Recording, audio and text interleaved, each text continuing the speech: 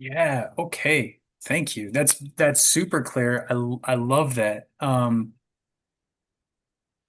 at least I think I understand it. So let me kind of reflect back and you tell me if what I say, at least aligned with what you're saying. But what I'm picking up there is this sense of both a necessity for power, or of our genius, this Mm, this inhab this power that would inhabit us, that would mm, that would sort of come from us. Um, the fear of it being misused, mm. you That's right.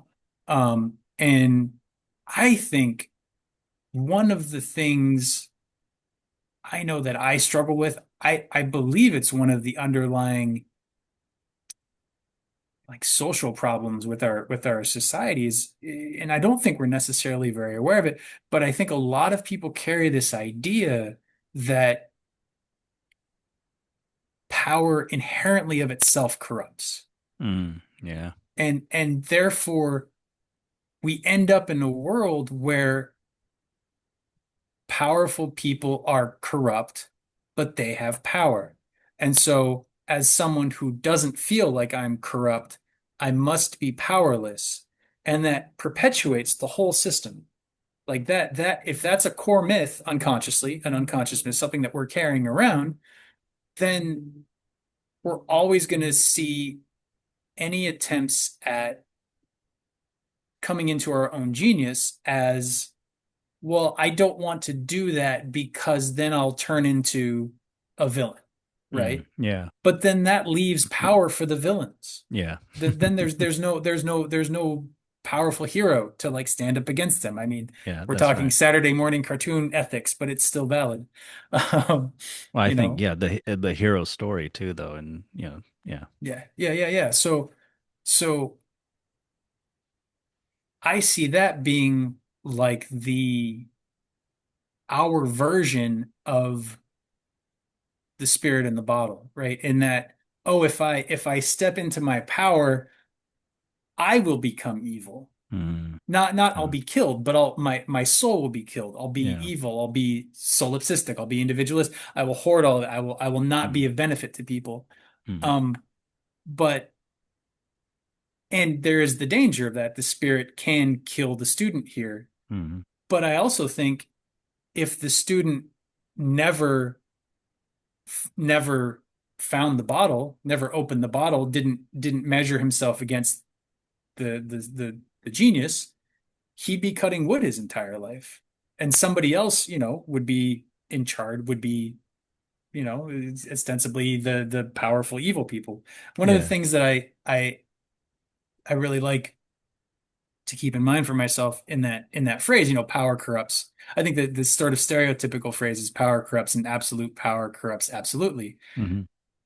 And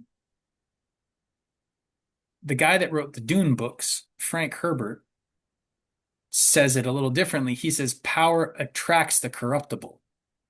Yeah, that's true.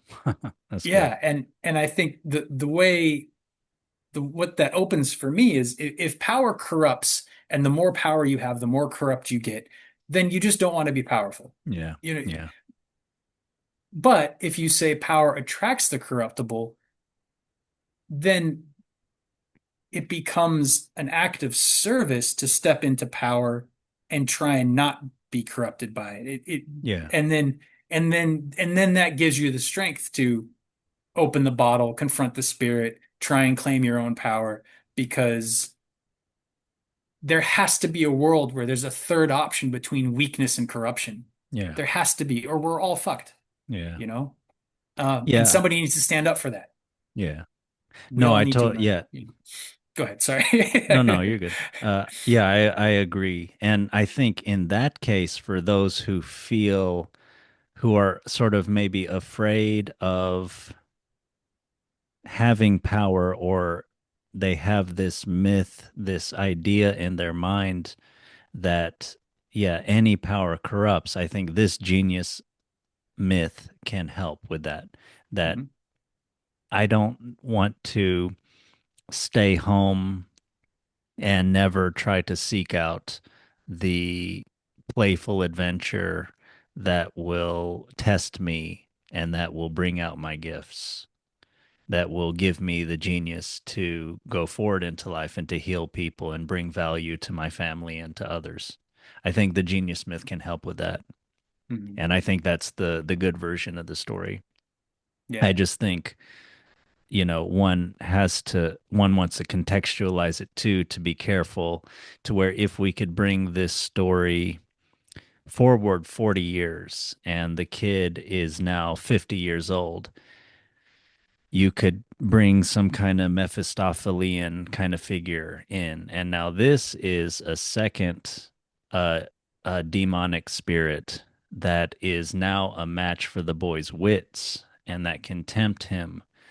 You can cure all of you've only been healing one person at a time, and you've healed many thousands of people and inspired many more. You have not touched the most of humanity, and there's some kind of, I don't know, golden orb or something where you can now heal a whole continent or even all of everybody. You just have to do this horrible thing too, Hmm. you know. Hmm. And so to me, that's another turning point where, yeah, that people have to be aware of. I think the genius myth is good when you're the student's age, you're starting out, and at whatever age you are physically, Hmm. it's important for, like you said, especially people that maybe are unsure, feel weak, or feel are afraid of being corrupted at all, and so they never like take that first step into politics or whatever it is. Hmm. That, Hmm. and yeah, we do need good people. We don't want just the narcissists and the psychopaths that like say, hey, I'll take that political power, I'll take that worldly power, thank you very much. We need, yeah, good people who aren't afraid to get their hands dirty. And I don't mean like they're doing horrible things. I think that's the way we tend to think of that, but I think of just literally dirt, like getting in the dirt instead of always being so aloof from everything, and you're making pronouncements and you're holier than thou, and you're too good to ever do anything in this actual world. Hmm. I think the Hmm. genius myth can help. But yeah, I'm just thinking also of maybe also of the sort of the narcissistic or psychopathic or whatever, uh bad, whatever you want to say, uh tendency to kind of to try to, yeah, use the idea of the genius, the irreducible specialness of a human soul to their advantage. Yeah, they're not trying to heal others or